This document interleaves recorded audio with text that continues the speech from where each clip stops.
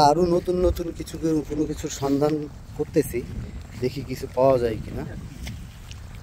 ও, আমরা তো নদীর একদম খুবই কাছে চলে এসেছি।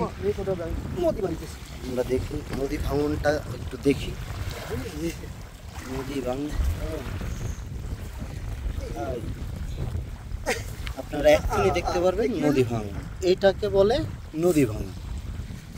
আপনাদেরকে একদম সরাসরি লাইভ থেকে যুক্ত ছিলাম আমি এসকে আছি আপনাদের সাথে। আবারও ধারাভাষ্যের পরিবর্তন। নদীর জলে থাকি রে কান পেতে,